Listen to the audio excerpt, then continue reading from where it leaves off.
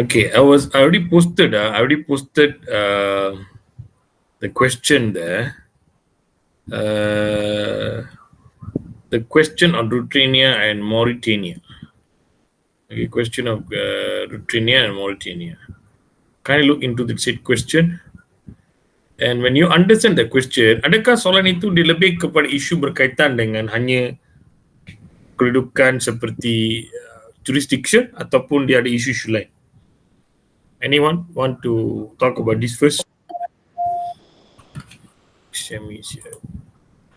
Hi, Miss Amy. So I already posted the question. Again, the same question. I'm looking at, I want some answers from you all. Rutrania and Mauritania recently decided to conduct joint naval patrol in their coastal water. For this purpose, they have decided to purchase 4 submarines and 4 warships. However, they are unclear about the issues of jurisdiction and the role of immunity of the vessels under the general principle of public international law. Advise them jointly on the above issues. The answers differ if these were ordinary commercial ships. Give reasons. When they said they are unclear of the issue related to jurisdiction, will we could come bring in jurisdiction? I want. So is it can be look into that question? Whether I'm also seeking opinion whether we need to put a jurisdiction issues. If the question asked on jurisdiction, what about the jurisdiction? Is it jurisdiction here related to the coastal issue? Yang berkaitan dengan 10 nautical mile, berkaitan dengan treaty, berkaitan dengan law of sea. Is it that is what jurisdiction all about?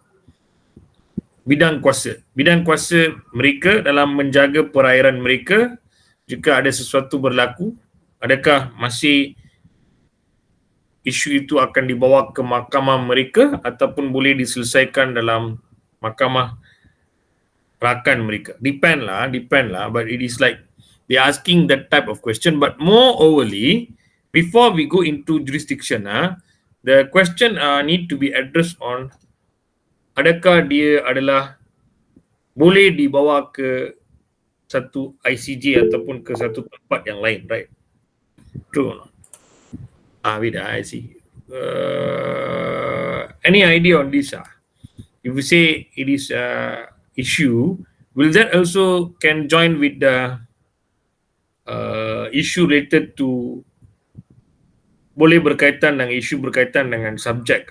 Do you all will agree on subject of the international law? Do anything to do with the subject of international law? Means legal personality. Can I bring in legal personality? I want related to what is the legal personality? Is it the capacity of the country to act on the state of the said vessels or on the warship or on the submarine they have bought and all that? Adakah bermaksud negara itu hanya boleh membawa tindakan berkaitan dengan individu, berkaitan dengan apa lagi? Is it they only can bring on issue on individuals?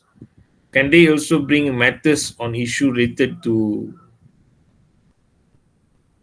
subject of the seat berkaitan dengan kapal itu? Kapal itu akan jatuh di bawah mana?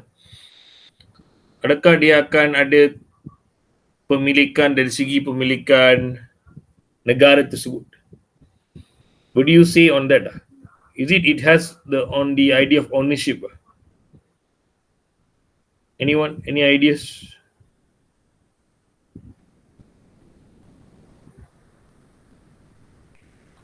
Any ideas?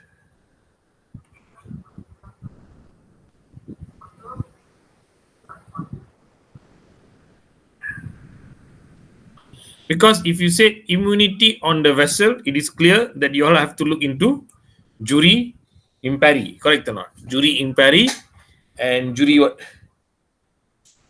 Gastinosis yang ada kan, yang ada satu lagi juri itu kan, itulah juri dia kan, betul tak? Tapi sekarang diorang tanya juga isu berkaitan dengan bagaimana dia boleh menjadi isu berkaitan dengan jurisdiction. Dekat sana ada tau, ada sedikit isu berkaitan dengan isu of jurisdiction. Last week saya ada bagi tahu isu berkaitan dengan treaty kan, yang kemungkinan ada isu berkaitan treaty, isu berkaitan dengan coastal issue, treaty berkaitan dengan satu case yang important lah, you all have to know right, berkaitan dengan bidang kuasa mereka dalam isu berkaitan dengan laut, macam-macam kan, correct or not? You can specifically go on that also, but here they mainly asking on whether after they got some involvement on an issue related to the warship or submarine, do they will have their own jurisdictions? That also we can talk about it lah. We can talk about the jurisdiction, not an issue. But basically you need to know whether the kapal itu adalah kapal yang memiliki apa? Memiliki pendaftaran siapa? Pendaftaran negara tersebut. Bila kapal itu dibeli dalam pendaftaran negara tersebut, kapal itu akan menjadi apa? Kapal yang dimiliki oleh negara itu. Maka kapal itu akan memiliki personality. Contohnya kita pernah lihat kepada satu case kan. Any case law that you all still remember yang boleh kaitkan dengan isu kapal ini, dengan kapal perang ini? Apa yang anda boleh kata kepada saya? Kapal perang ni adakah dia menjadi subjek? Dia memang menjadi subjek. Dibawa ke warganegaraan kapal di bawah artikel 91-92 of United Nation Convention of Law of the Sea on the ship nationality. So bila ada ship nationality, then it's already go into the issue related to kapal tersebut. So you all can go on the principle jurisdiction ini tau, anda boleh. Tapi anda kena duduk dan tulis jawapan tu ni ya. Dia masih lagi dalam isu kita nak tulis. Bila kita tulis baru kita tahu dia melekat kepada mana. Adakah dia boleh terus melekat kepada isu berkaitan dengan yang apa yang saya sebutkan tadi, subjek itu, boleh tak kita nampak subjek itu? Pasal subjek selalunya berkaitan dengan organisasi, subjek selalunya berkaitan dengan individu, subjek selalunya berkaitan dengan negara, kan? Kerana the subject yang ada personality untuk membawa satu tindakan ke ICJ ialah sebuah negara. Negara itu perlu menunjukkan bahawa pemilikan kapal itu adalah dalam bentuk apa? Dalam bentuk juri imperi. Dalam bentuk juri imperi atau dalam juri gastinosis tersebut kan, yang ada gastinosis, yang commercial aspect tu. Yang mana mereka kena tunjukkan ada tak ada niat untuk mereka memiliki kapal tersebut dan ada isu berkaitan dengan perkara-perkara yang lain yang kita kena membuat anggapan. Bila kita dapat connect that, the connection must come, nicely. If there's no connection, it's very difficult to understand and draw the line, in the answering this question. So you all need to have the connection. Kena ada link tau. Kena ada link.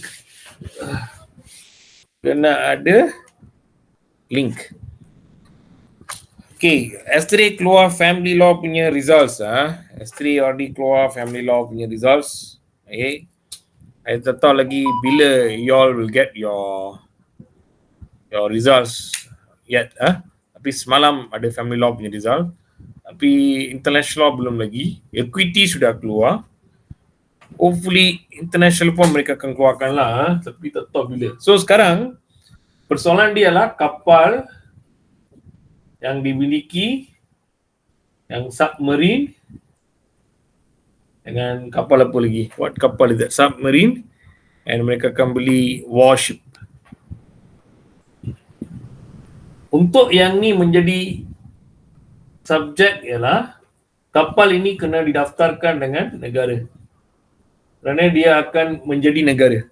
So kapal dengan negara ini akan jadi satu. When kapal dan negara ini jadi satu, maka negara ini boleh membawa tindakan terhadap sesiapa ke ICJ. Tapi kena tunjukkan submarine dengan warship ini adalah dibeli untuk tujuan apa. Katakan tujuan keselamatan, so dia akan juri imperi. So juri imperi. So bila dia jadi dalam keadaan untuk keselamatan negara, ini lebih perlu dijaga-jaga berbanding dengan kapal-kapal komersial yang dibeli. So kalau kita berjaya dalam takat ni, so dia ada juga isu berkaitan subjek, ada isu juga berkaitan dengan bidang kuasa. Bidang kuasa dia ialah bidang kuasa dalam isu berkaitan dengan warga negara yang saya sebutkan tadi. berkaitan dengan kewarganegaraan kapal di bawah artikel 91, 92 of UN Convention. So dia kena ada satu line untuk anda memberitahu kepada examiner, advise them jointly on the above issues. Would your answer differ if they were ordinary commercial ship? Give reason. Ordinary commercial ship ni dia lebih kepada bukan aspek kepada macam dia orang boleh perang tau. Tapi katakan dia adalah sebuah negara, isu berkaitan kekebalan negara. Isu berkaitan kekebalan negara. Adakah mereka boleh juga pergi berperang? That's sangat-sangat berbeza. Kalau perang, maksudnya memang mereka sudah pun melakukan sesuatu yang sangat serius. Okey, kita akan rujuk kepada nota yang berkaitan dengan kekebalan. Dan saya kena juga buatkan untuk anda. I'll do all that. Don't worry. Okay, no worries. You just need to understand what is all about now. About the prinsip dan juga cara menjawab. Okay, kekebalan bidang kuasa. Kalau kekebalan bidang kuasa, selalunya apa itu kekebalan bidang kuasa? Dia lebih kepada sovereignty right. Correct or not? Sovereignty. That means what? Dia lebih kepada kekebalan sebuah negara. State immunity.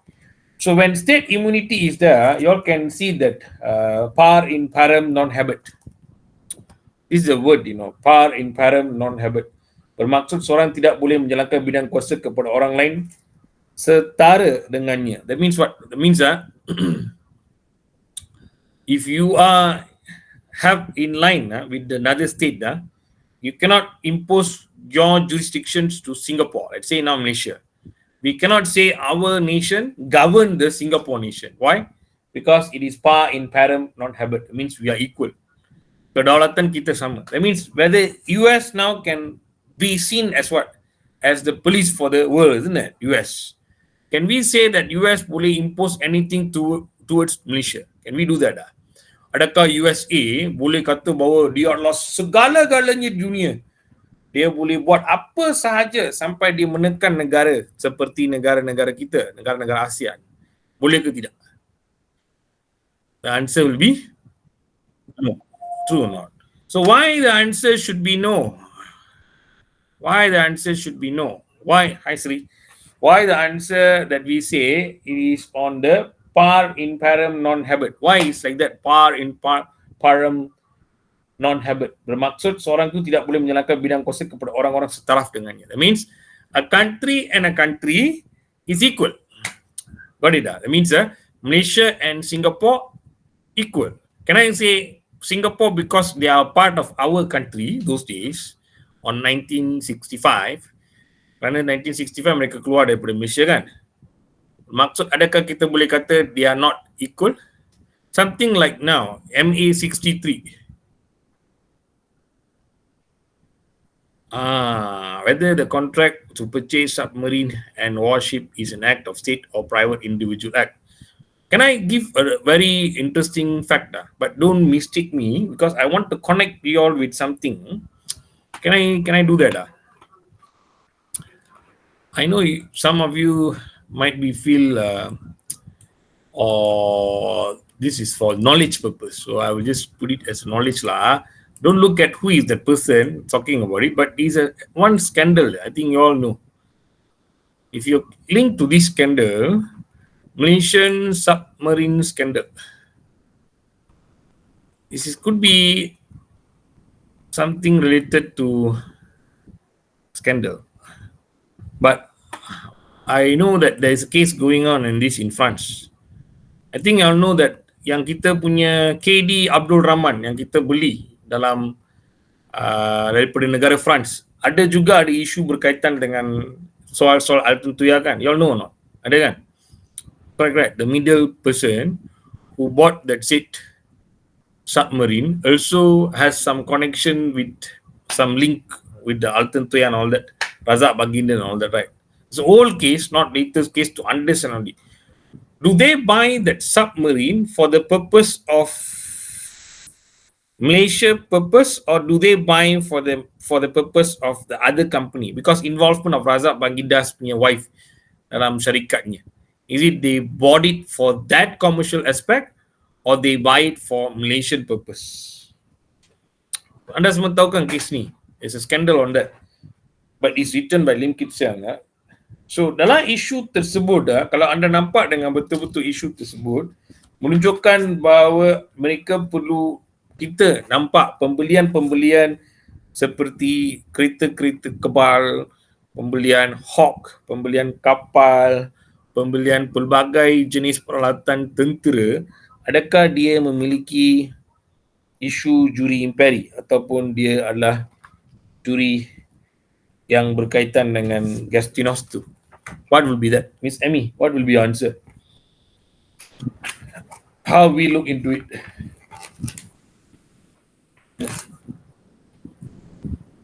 Can we say dia akan menjadi isu berkaitan dengan commercial? How to membezakan tindakan-tindakan ini? Purpose of act, tujuan tindakan. Tindakan yang dilakukan bagi tujuan negara perlu diklasifikasikan sebagai tindakan kerajaan. See, that's answer. Contoh, bot-bot digunakan bagi kegunaan tentera. Mengapa saya ada isu ni? Kerana ada sekali saya pernah duduk bersama seorang lay person, and I was sitting also with another great lawyer. The lawyer is very senior lawyer. So there's a reasonable man, there's a great lawyer, there was me. And there was an aspect going on where the lay person say, government cannot buy things, commercial things. He said, government only can buy things government to government. He said like that, government to government, they only can buy things like bercorakan kepada tujuan kerajaan saja. He said like that. I was wondering, how can only purposes for government is only for military aspect and all that only can buy by the government? Lepas saya tanya dia soalan, adakah bermaksud mereka tidak boleh membeli mungkin untuk Malaysian Tourism Center, mereka nak beli boat ke, commercial punya boat ke, mungkin mereka nak beli helikopter untuk tujuan tourism, mereka nak beli something for Langkawi and all that. Can they buy that? Can they do that? So he was talking on the aspect of state to state, like a government to government, like very big only. They don't do some other issues, commercial aspects. Then I say, what are the way that we pay to that other country? Anything that you can tell me how we pay? Is it we pay through cash only? He said only cash. Then I say, how about trading with India? India is selling us hawks, like macam dia ada sell kita kapal terbang, peralatan tentera dan sebagainya. Adakah kita membeli dengan mata wang kita? Are we just paying them through currency? No, right? Kita ada apa? Kita ada palm oil. So kita boleh barter system also with them. Dia ada isu juga yang berkaitan dengan cara pembayaran dan sebagainya. So aspek-aspek ini tidak diketahui oleh reasonable parties. But that's why I said there is one case, but I cannot make it as this case to public because it will not be academic level. It will go like talking about politic issue and other things will come in. So I didn't talk about this case to him. I say you must look into how does kita boleh membezakan dua jenis pembayaran ataupun pembelian. Yang mana firstly ialah purpose of act. Tujuan untuk membuat tindakan tersebut. Adakah negara ingin membeli untuk tujuan untuk negara? Maka dia adalah juri imperi. Di mana ia menyifatkan tujuan untuk mencapai satu transaksi yang berdaulat. Maka adalah kekebalan atau imuniti. Jika tujuan transaksi itu adalah bukan berdaulat, maka tiada kekebalan imuniti. So juri imperi is more into aspect of what? Aspect of immunity.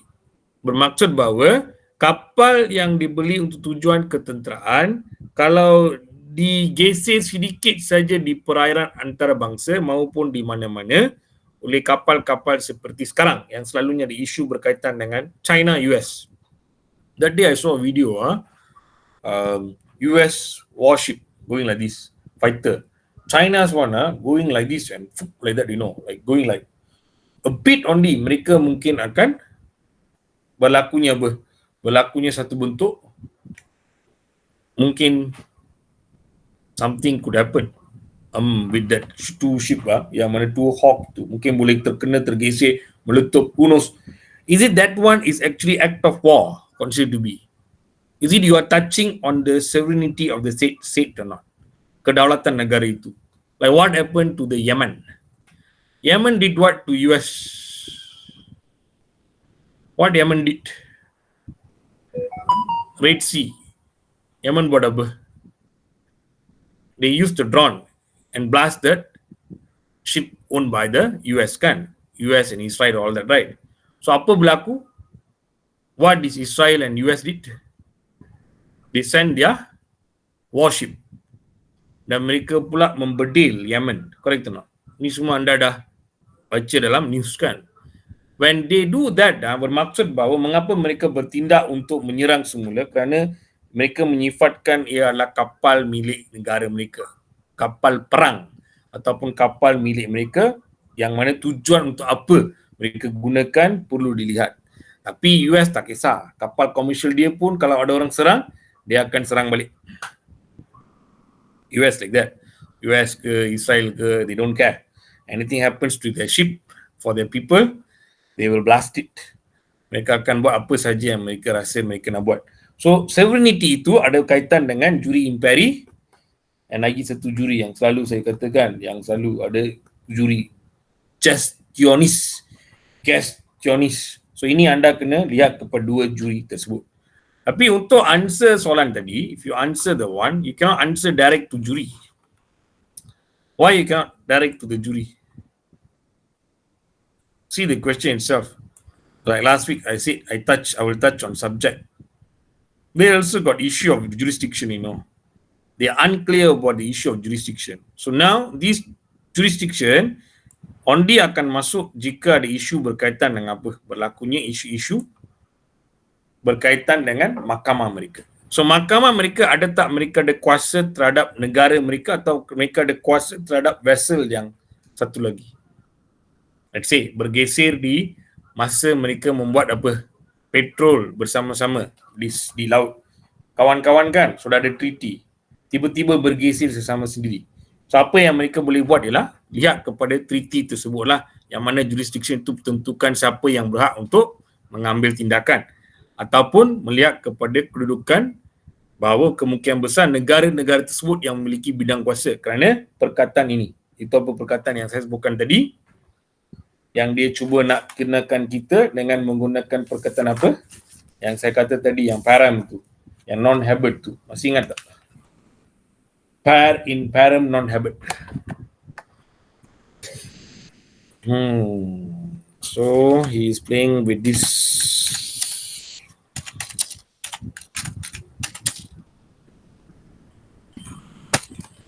Let me type it here. Param. What is this?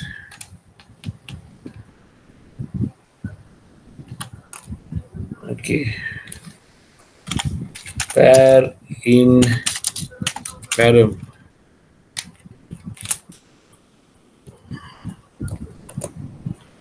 You can see the notes. I'm typing here. This thing is not pen in param. Okay, non-habit.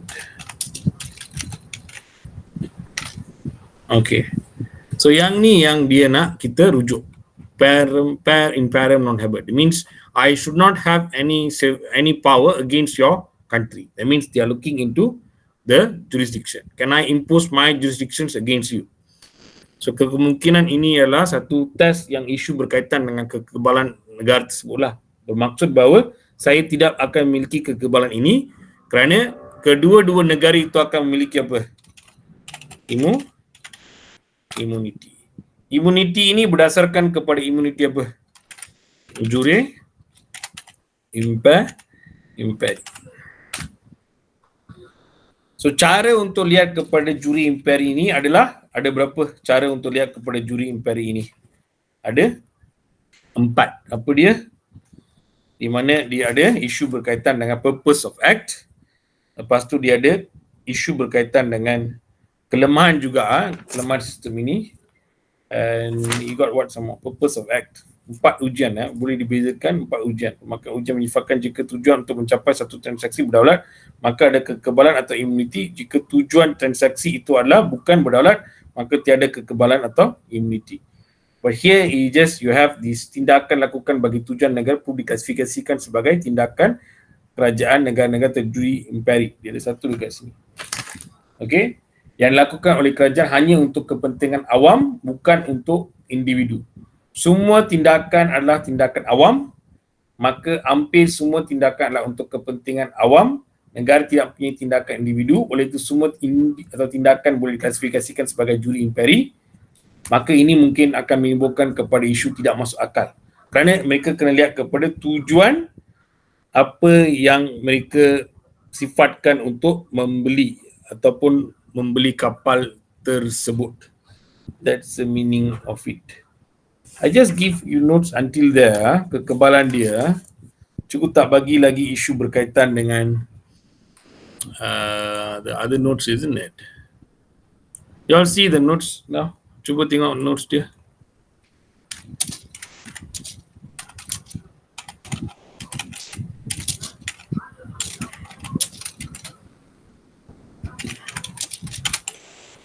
Cuba tengok, adakah ada nota tambahan dekat sana?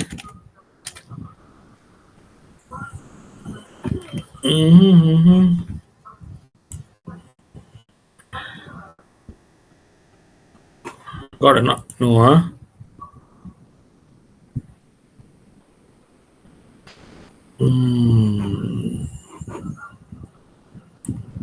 Ani Afsal lah, everyone diam ah. Ani quiet saja.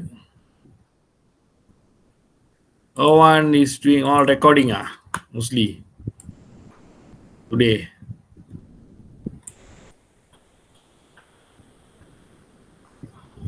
Tak ada siapa bercakap hari ni. Miss Kate pun berdiam saja hari ni.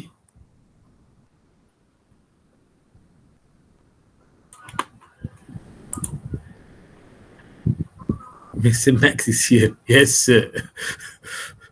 Mr. Max is here. Only said yes, sir, here. Okay. Tak ada lagi orang lain. All inside dah. Ada tak semua orang ada dalam kita punya ni? You all there or not? Dia kata 4 tujuan, tapi saya letakkan sini purpose of act only. Dekat sini satu saja. Lepas tu ada kelemahan. Okay, I will add on these notes tapi sebelum itu you all go to the front one first. Lihat kepada yang depan sekejap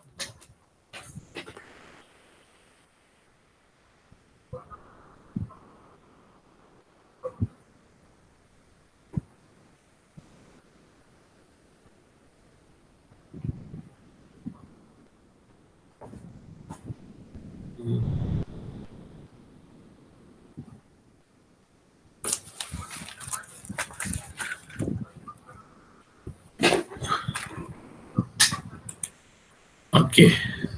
Sorry. Yes, in. Okay. Saya macam hari ni. Oh, okay. Not going to talk. Okay. Saya macam cikgu seorang saja bercakap. That's why wondering where you all. Ada tak anda akan bercakap untuk jawapan dia dan sebagainya? Why this thing? Oh. Okay, you all there? Okay, so far good. Okay. Now, the first thing that you all have to go before you go to the test, the first thing that you all have to go will be look into the kekebalan that I sent to you all. Lihat kepada kekebalan dia, di mana kekebalan itu adalah negara dia memiliki immunity. Try to look into the issue berkaitan dengan immunity. Adakah immunity dia terhad ataupun immunity dia adalah immunity yang tidak terhad. How you all look into that terhad and tidak terhad? Oh, all of you are doing something in the discussions. Office cannot open mic. Okay, got it. No problem. So you all listen lah. I will talk. Okay. So here it says that kekebalan dia boleh dibagikan kepada satu kekebalan mutlak. Satu ialah kekebalan apa? Terhad. What is the kekebalan mutlak ialah?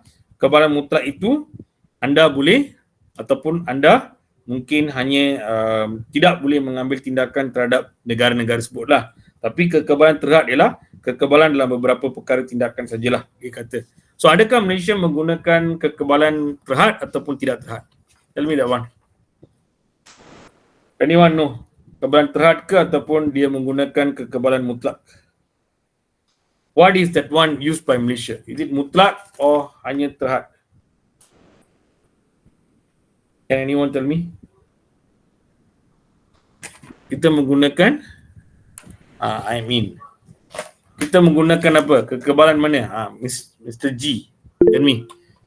Are we using what? Kekebalan mutlak ataupun kekebalan terhad? Can open the mic and let me know. Mutlak ke terhad?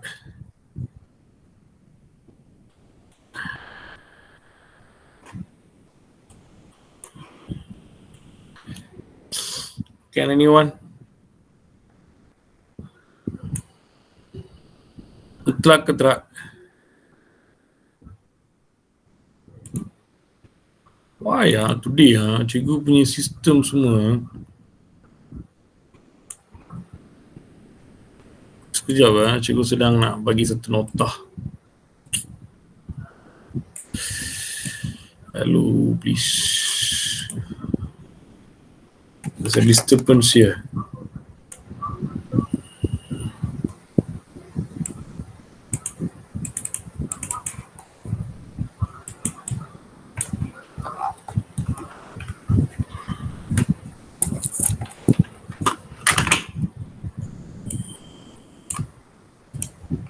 Okay, got it.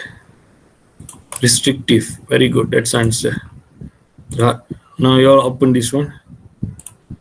Go to that understanding doctrine of sovereign of immunity. See the one. I just need to look into something that very important here.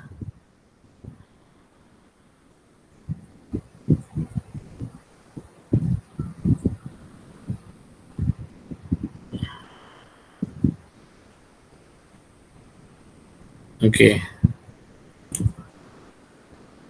Let me share to you all. Sekejap.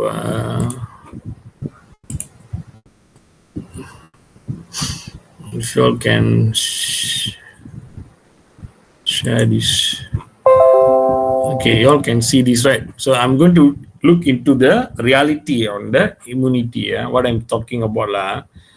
The sovereign immunity provides a foreign states general immune of jurisdiction, the courts, sovereign states.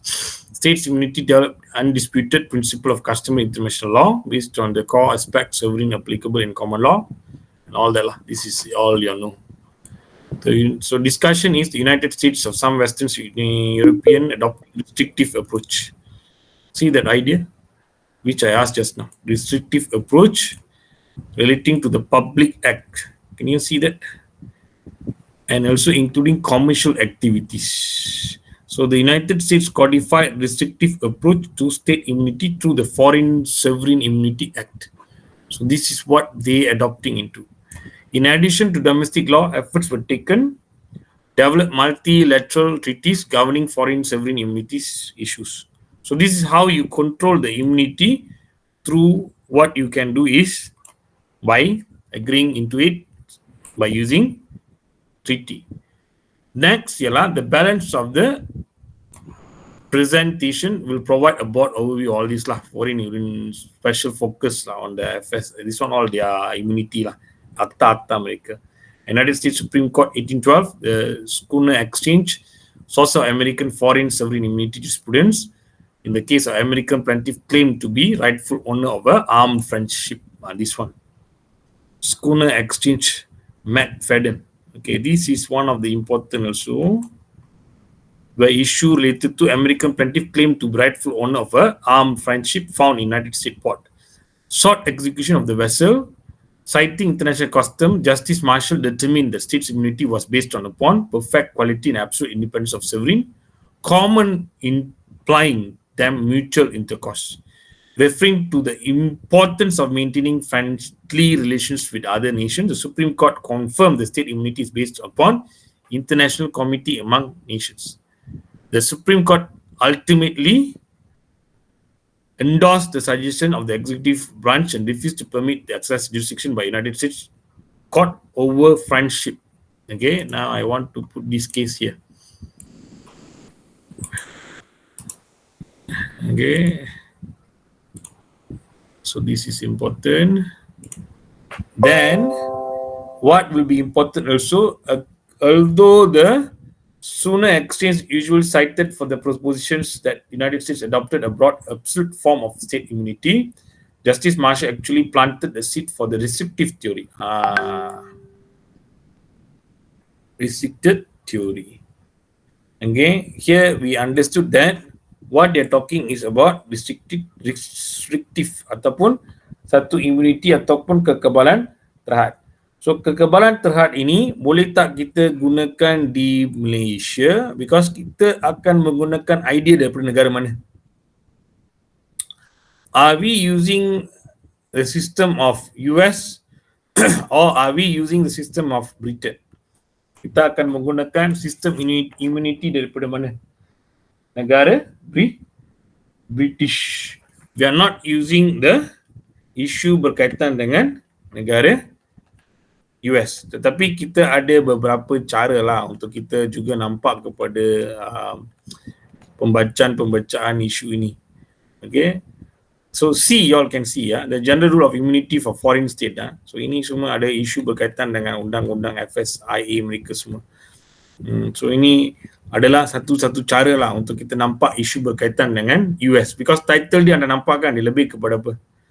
Dia lebih kepada isu berkaitan dengan US and Western European Union. So walau bagaimanapun ada satu kes yang kita boleh nampak yang menunjukkan bahawa US ada menggunakan UK on immunity, okay, juri imperi.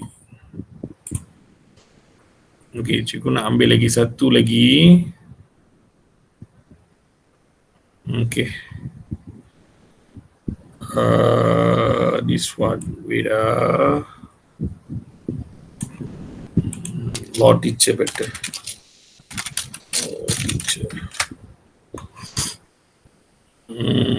Ini saya rasa cikgu dah bagi dah. I think this one I have shared with you all. Understanding doctrine of sovereign immunity. Again, the same thing here, which I need to highlight to you all. Again, another presentation. What is all about the understanding of the doctrine of sovereign immunity. Same. It's same, right? This is same thing. Same thing. I'm looking for the idea of UK. I want to look for the idea of UK. Kejap, let me find UK.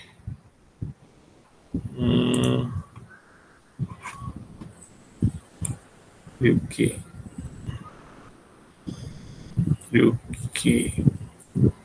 Okay, let me see this one.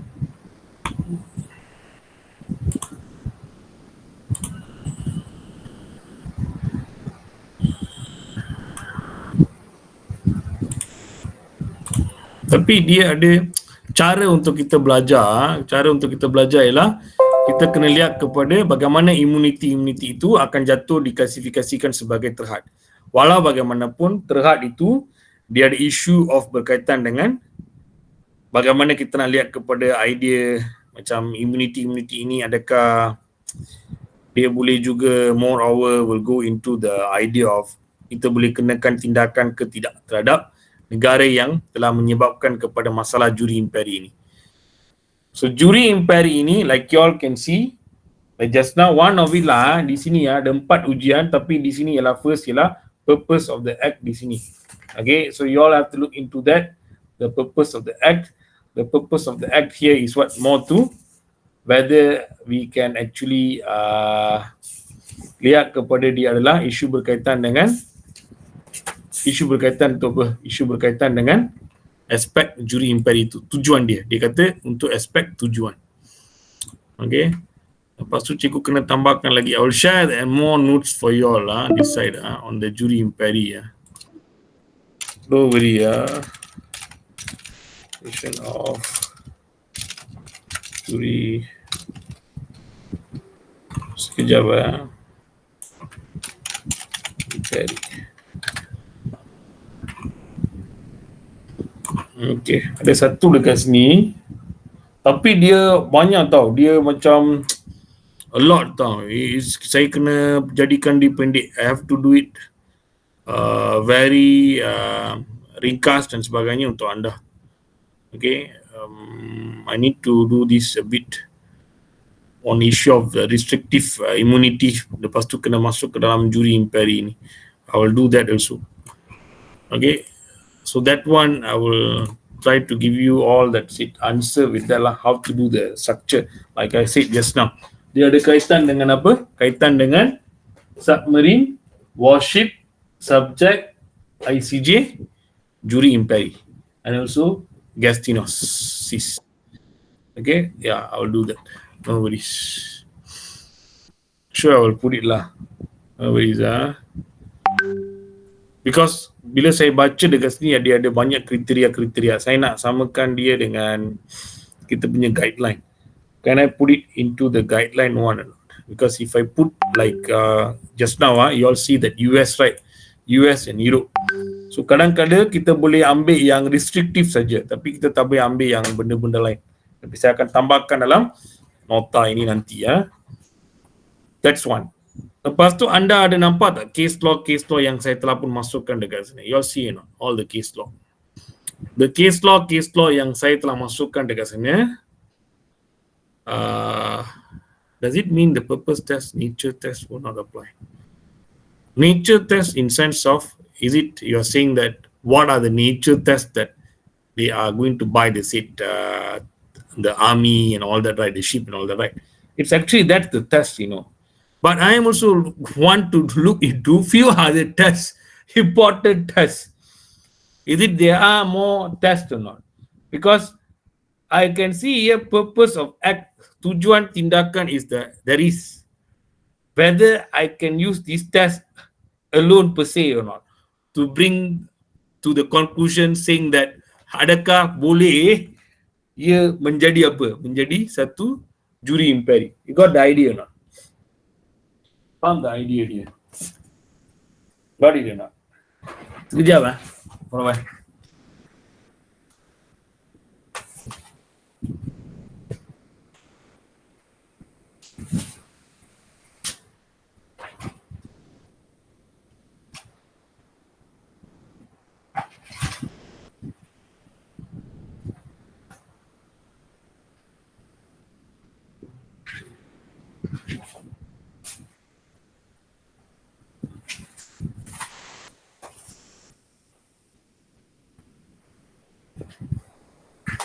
Okay, I'm back.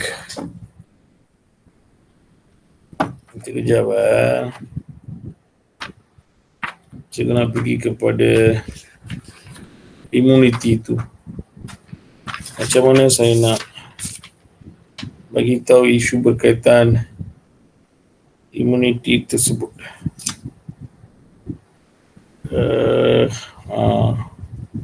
Okay, sekejap.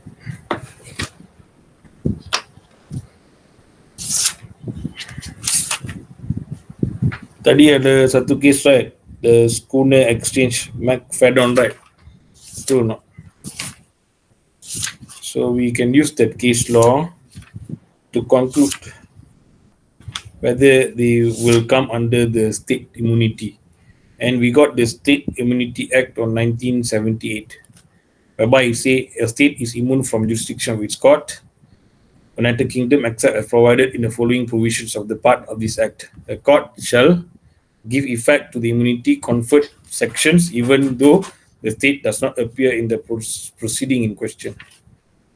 Okay, and how does it is not cannot be challenged in the court?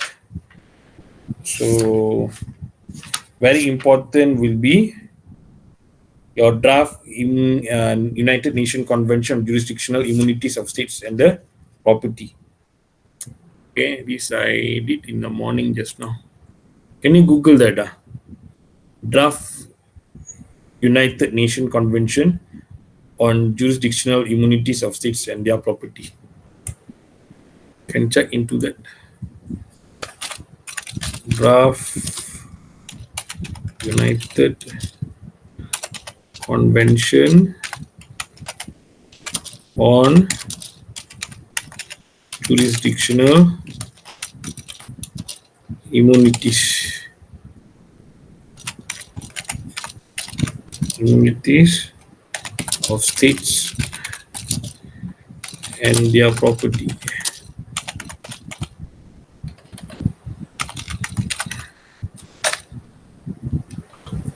Hmm.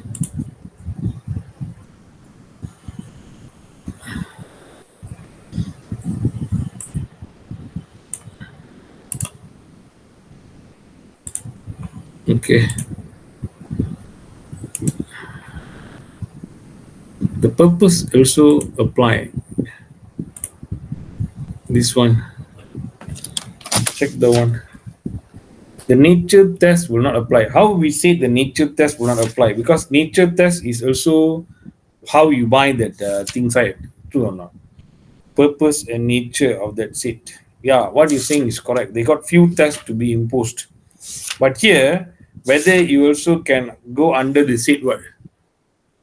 Go under the seat of the issue related to the draft or not. Dia boleh jatuh dekat draft ke tidak. Itu pun sangat-sangat penting berkaitan dengan bagaimana yang kita nampak bahawa dia boleh dapat imuniti daripada draft tersebut. Itu pun sangat-sangat penting. Pagi tadi saya ada bincang juga isu berkaitan dengan beberapa perkara. Sekejap ah.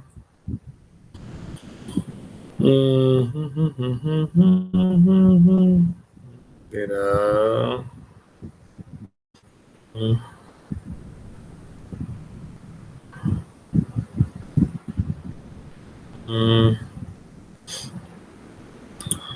Look into the subject again. Cuba tengok kepada subject ah.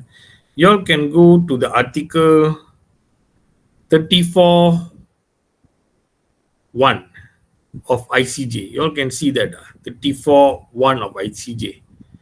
You got one case law, important case law yang anda juga boleh nampak isu berkaitan dengan naughty bomb.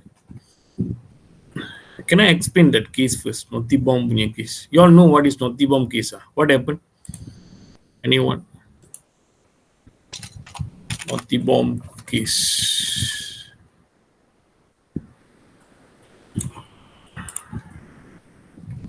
Anyone know what happened in naughty bomb case? Let me give you the ICJ one.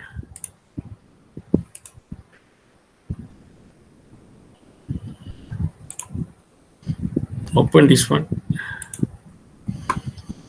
In the case of Liechtenstein's claim restitutions or compensation from the government of Guatemala on the ground that later acted toward French naughty bomb a citizen Liechtenstein, contrary of international law, Guatemala objected the court jurisdiction overruled this issue of the admissible ground relating to Mr. Nottibam nationality. So it is more to a nationality issue, right? This one is issue of individual nationality, true or not? So if you are a person who has residing in one nation and then you go another nation, it also involves of the idea whether they will have jurisdictions against you according to the article 34(1) of ICJ. Only state may be parties in the cases before the court, or individual or corporation has no local standard whoever before ICJ. So only the states can bring in the matters against anything related to the parties, including what? Including the one we're talking about on individuals or corporations. So this is also important. Tapi saya sekarang campur adukan lah, tapi saya kena pergi kepada isu berkaitan immunity saja. So immunity yang kita bercakap tadi ialah restricted immunity, yang mana ada isu berkaitan dengan bagaimana kita nak bawa immunity itu dalam cara seperti yang Miss Amy said just now, the nature of the said jury inquiry and the purpose of the said jury inquiry. So if the nature of the said jury inquiry will be what? What is the nature of the transaction? Correct or not? That's the answer, right? The nature of transaction could be what? Could be also involving, one is on the commercial aspect and so on. That's the nature of the said contract itself. But the same time, anda kena lihat kepada purpose of the said of the jury inquiry, yang mana dia juga boleh untuk tujuan mengapa mereka telah masuki satu kontrak. So dia ada 4 sebenarnya, dia ada 4. Tapi kita dah boleh nampak ada 2. Kita boleh nampak dekat sini ada 2. Satu ialah purpose of the act. Another one, like Miss Amy said just now, the nature of the said test lah, which could be applied. That also can be looked into the said doctrine. Adakah kita akan mengamalkan doktrin yang lebih kepada apa? Doktrin terhad ataupun doktrin tidak terhad. Tapi sekarang anda ambil hanya 2 saja. You'll just take 2 only. One is the purpose. The main thing you'll just take now only for the purposes. Let me add on the notes and let me give you that said idea lah. Dia akan jatuh lagi dalam beberapa ujian. Faham tak? Dia akan jatuh lagi dalam beberapa ujian. Bila dia jatuh dalam beberapa ujian tu, cikgu akan bagi lagi lah apa dia punya idea dia. Lepas tu baru kita pergi kepada kekebalan diplomatik. You all got it dah. Cikgu tak nak habiskan jawapan ni dengan hanya dia seperti kita nampak macam kita kena ada satu idea yang tepat lah. Bagaimana kita nak bawa jawapan dia. Adakah jawapan dia mula daripada mana? Mula daripada subjek itu. Subjek itu kita kena teliti kepada apa? Adakah dia ada memiliki kapal perang itu? Kapal perang itu lebih kepada tujuan apa penggunaannya? Adakah dia jatuh di bawah juri imperi? Dan test-test dia kena apply. Baru kita boleh habiskan jawapan dia. So dia ada banyak, dia bukan sikit dia ada banyak. Bila cikgu Google di sini pun cikgu nampak dia ada banyak isu berkaitan dengan apa? Isu berkaitan dengan immunity. It's a lot. I will share a better version of notes first lah. Kerana saya kena bagi tahu ya mengikut panduan kepada guideline. Yang mana dia gunakan apa. Tapi tadi saya dah sebutkan beberapa case, right? Isu berkaitan dengan kes apa tadi? Yang mana US kan, the schooner exchange versus McFadden. Kes ini sangat-sangat jelas bahawa mereka tidak boleh menyatakan bahawa kapal yang tersadar itu, yang berada di dalam wilayah US tu adalah milik mereka. Tapi kapal itu sebenarnya adalah milik siapa? Milik France. So adakah bermaksud US boleh mengambil tindakan yang mana dia mengambil kapal tersebut pada dirinya ataupun pada negaranya? Jawapannya adalah tidak, kerana kapal itu masih lagi milik France tersebut. Got it or not? You understand not so far? Ada lagi beberapa ujian I need to explain to you. So later I will fix with that ujian. Okay, dan cikgu akan completekan nota tersebut. After that baru kita akan pergi kepada kekebalan diplomatik dan consular. You all got it dah? You understand? Tapi cikgu dah hantarkan banyak kes kan? You all can see the cases Go into that isu berkaitan kes-kes dia. Lihat kepada yang chapter 5 tu. You all got it? The cases. Nampak tak? Ada kes berkaitan dengan the Danzig case. Ada kes berkaitan dengan Triquet Bath. Ada kes berkaitan dengan D. Woods. Ada kes berkaitan R. Wiskian. Ada kes berkaitan West Rand Central Gold Mining. Kes-kes ini juga berkaitan dengan apa? Berkaitan dengan isu perhubungan antarabangsa dan juga undang-undang municipal. Then you all can see that our Secretary of State's Home Department, Chun Chi Cheong, case law. Trandex Trading Corporation, very important. Lepas tu ada the schooner exchange. You all can see that schooner exchange.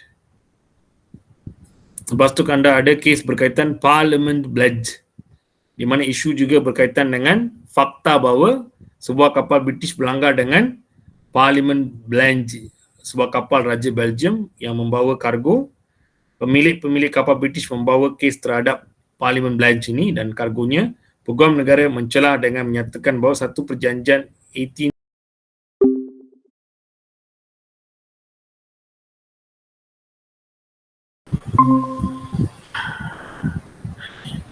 cuba lihat kepada kes-kes tersebut tadi yang saya sebutkan tadi.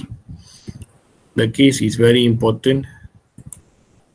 Tengok kepada kes, lihat kepada kes dia. What are the case yang sangat-sangat penting itu? Yang saya sebutkan tadi kan, yang ada isu berkaitan dengan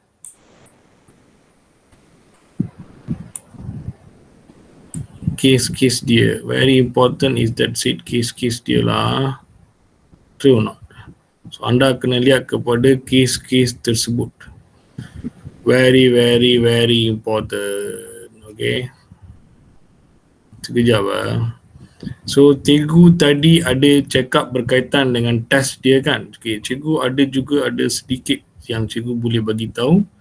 Dia juga ada isu berkaitan dengan subjective test atau purpose of the act. Lepas tu dia ada objective test. Lepas tu dia ada the two stage test.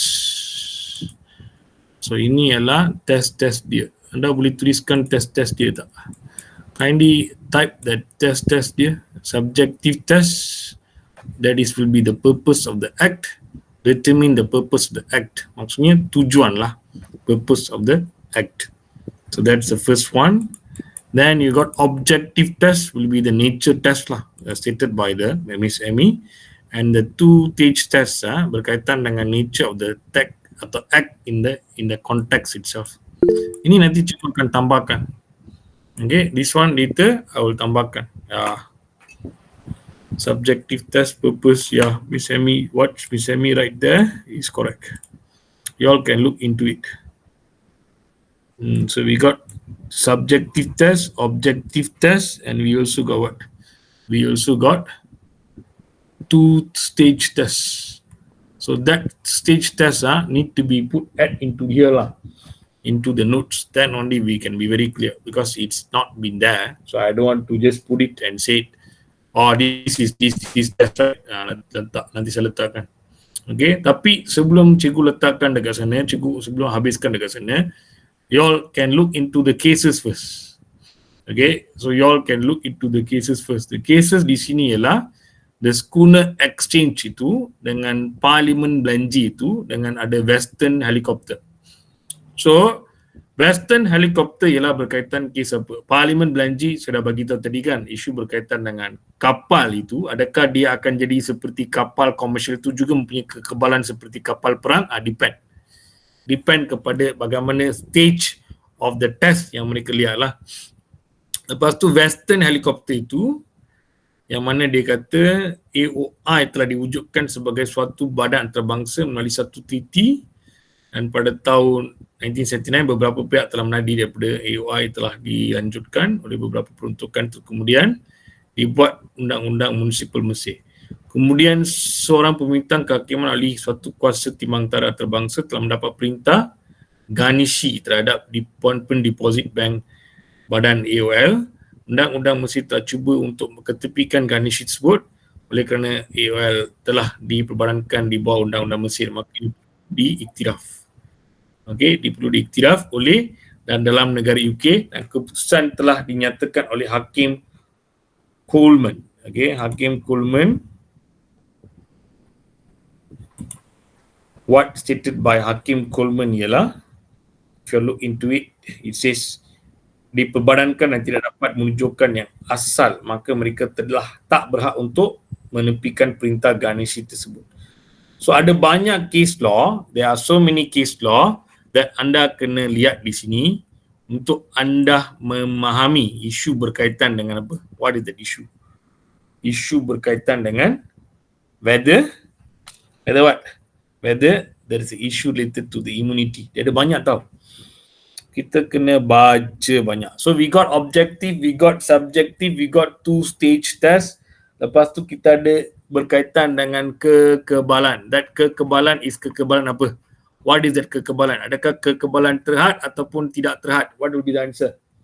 Kekebalan terhad. So when we say it's kekebalan terhad, maka kita kena lihat kepada Malaysia punya kedudukan lah, yang samalah dengan UK.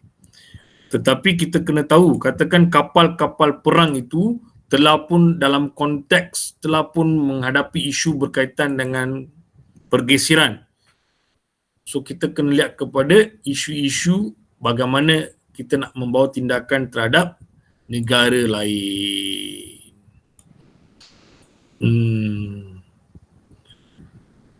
So that is the issue of the said word, dispute between a country for the immunity. But basically it is not tough lah, like I said just now. maybe I mix here, mix there, all that. I put like Roja a bit lah. But if I do the answer and give it to y'all, it should be fine. Yeah, got it. I was talking like I'm today, like not so many interaction from y'all, right? I was like talking, but like myself only I'm talking. Kalau ada bantuan sedikit dalam masa percakapan Cikgu Bukit. Faham tak? Cikgu macam bercakap sendiri. Tak tahu orang pergi mana, orang holiday dekat mana. Orang bagi cikgu saja cakap hari ni. Ada lagi seorang tahu yang tak ada. Miss Kate. Mana Miss Kate? Dia mungkin sudah. Where is Miss Kate now? Miss Kate also already. So you all got it dah? You all understand dah? What I have to do is, I need to put these notes lah, the proper one. There's one only there. Then I need to put another 2 lah. I think another 2 is enough. I need to put all the 4 or what lah. I don't want to confuse. I need to see the guideline. Then after that, I need to do that set answer. With the answer, I can just conclude dia kemungkinan lihat melalui nature or purpose of the set. Why they bought the set, kapal and all that lah. Pastinya dia lah. Ci pun tak bersuara hari ni. Yes, Amai tak bersuara today. Like normally Mr. G also akan bersuara. I know you all in busy, or you all in the office and all that. So I was like also trying to do a conclusion for this issue because tiba-tiba last week I nampak tiba-tiba dia macam tak ada jurisdiction, tapi bila saya membaca balik saya nampak dia ada isu berkaitan jurisdiction. So saya ada, my mind was not so rest on the idea of immunity alone, but it's not rest on the jurisdiction. I just want to figure out how I want to bring the jurisdiction. You all got it because the kapal got jurisdiction. The jurisdiction is that state of the warga negara. That one I understand. But to make that kapal to be subjected to the country, my mind have to think right. So I need to look into whether the subject of that said country is more into the kepribadian, personality. But in personality, it's more involvement of individual and corporation. So how I need to bring the kapal? So there's only one is under jurisdiction under the said treaty berkaitan dengan law of sea itu, yang kapal adalah yang diregister dalam milik negara. So bila saya nampak tangkap the word dekat negara sana, that negara will become the subject of the said authority to have the ship. Now I need to figure out how does the ship now can be also be immune in the stage of the said level of the said country. So I need to go into the juri imperi. So the process is like this. The process is like this. So I need to have the 3-stage punya notes dekat sini yang berkaitan dengan juri imperi. Objective, subjective, 2-stage test to complete on the idea of the kapal. Adakah ada immunity terhad atau immunity mutlak? So ada kes yang kata terhad, ada kes yang kata masih boleh dianggap sebagai memiliki immunity mutlak. So saya kena concludekan dengan kes. Saya nak pergi dekat kes mana? Is it the America and France or yang berkaitan dengan Belgium itu? So which case I need to follow? You all got it, what I'm thinking. The process to get the said answer. Faham tak? Not easy also.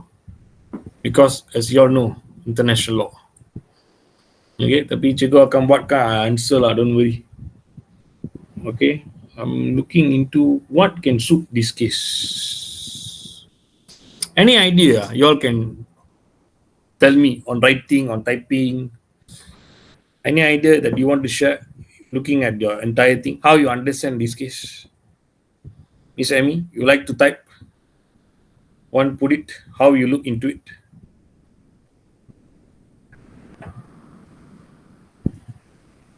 How can you all put a conclusion? Mr. Max, do you have something to share on typing? How you want to conclude this? I want some conclusion. Can I say the ship, whether it's on a commercial basis or on any basis, can I say it still has the immunity of the said country? Can I do that?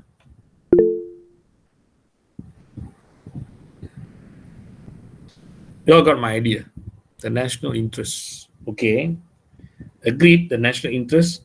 How you want to say on that national interest? Is it that will be on the idea of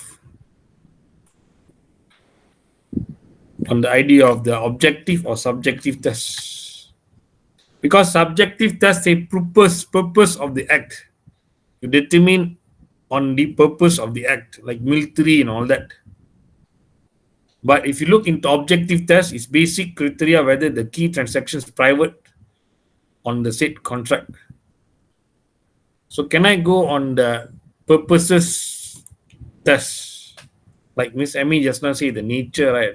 Can I go on the purposes of test to say that I have the immunity, but can I conclude purpose test? Yeah, Juan, correct. Can I conclude that the country still will use? Is it? Can I conclude that the country still will use? Can I conclude? I missed. Can I conclude that the country still will use that immunity fully or still will be on constraint? What will be the idea? Give me the last idea. Can we go on terhad or dia mutlak?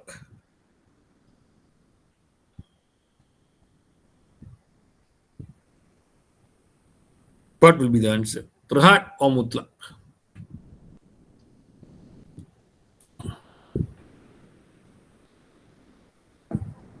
Adakah dia akan jadi terhad ataupun mutlak?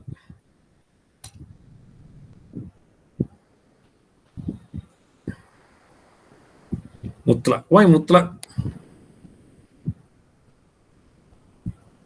That's the thing. Why mutlak? Adakah kita tidak mengikut kepada terhad?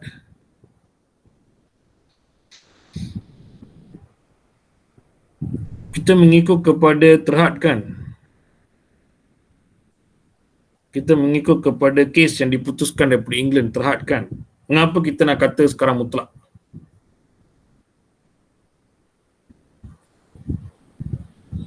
Why?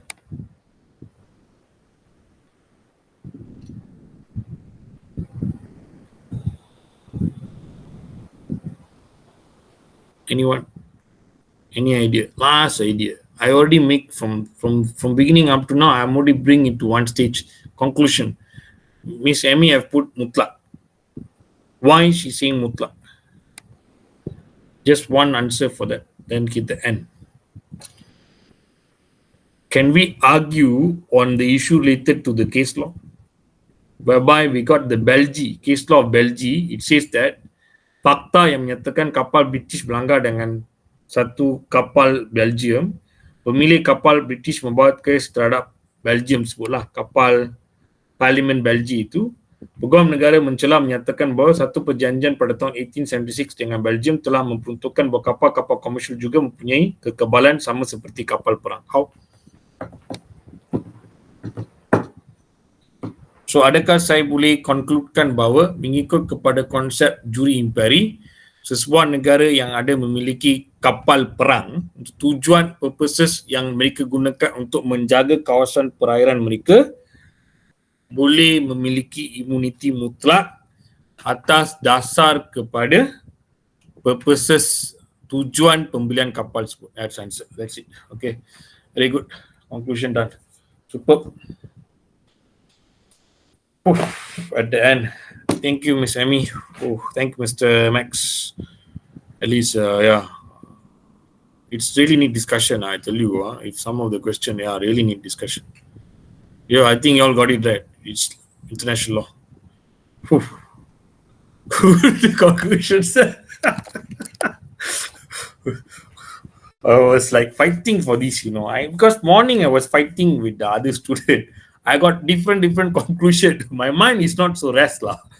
From morning I was thinking about, if I go very deep on reading, I will keep on reading. Sometime, I will go and take all these things because I want to make sure you all get through this paper. So cikgu betul-betul lah berjuang untuk paper ni lah. Because today we got happy news also. We got the student who got the family marks. We got the A minus. We got B plus. We got two people who got A minus. We got one person got B plus for family law. Also make me happy for morning. Yeah. So hopefully you all will also shine. Okay, kita kena menang this paper. So that's all for today. Thank you, Ms. Emmy. Thank you, Mr. Max. Thank you so much. And thank you for everyone to participate. I think you all enjoy the level of discussion just now. Walaupun start sedikit macam serious. At the end we did the conclusion. Okay, but I will put it in the notes also and try to do the points form and all that. That's all for today. Thank you, everyone. Okay, thank you. Thank you, sir. Thank you so much. Good night.